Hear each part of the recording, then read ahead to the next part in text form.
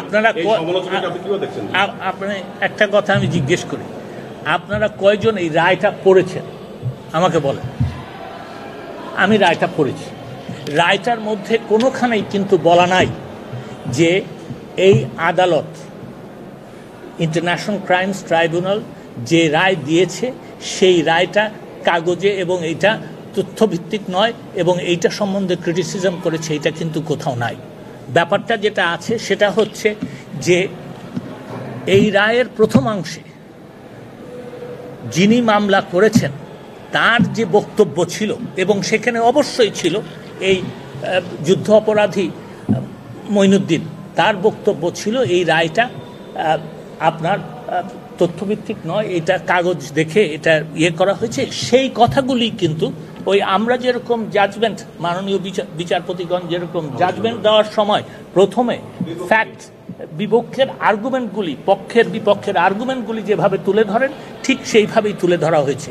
আমি পুঙ্খানুপুঙ্খানুভাবে এই রায়টা পড়েছি এবং এই রায়টার মধ্যে কোথাও বাংলাদেশের এই রায়গুলিকে আপনার সমালোচনা করা হয় নাই। তাদের প্রিন্সিপালস কিছু আছে, এই মানহানির মামলায় যেই সব প্রিন্সিপালস তারা ফলো করেন সেই সব প্রিন্সিপালসের সম্পূর্ণ আলাপ আলোচনা করা হয়েছে। আরেকটা জায়গায় যেই জন্যই আমি এই রায়টাকে কিছুটা পক্ষপাতিত্ব মনে করি, সেই কারণ যে এক জায়গায় বলা হয়েছে রায়টা যে মঈনুদ্দিনকে জিজ্ঞাসাবাদের, মঈনুদ্দিনের কথা বলা হয়েছে, এটা কিন্তু আবারও কথা না, আদালতের কথা না, মঈনুদ্দিনের কথা তুলে ধরে বলা হয়েছে যে তাকে আপনার এখানে আনার জন্য কোনো চেষ্টা করা হয় নাই, তার কাছে নোটিশ পৌঁছায় নাই, এইসব কথা বলা হয়েছে এবং তার যে আপনার স্টেট ডিফেন্স ছিল সে তার সাথে আলাপ করে না।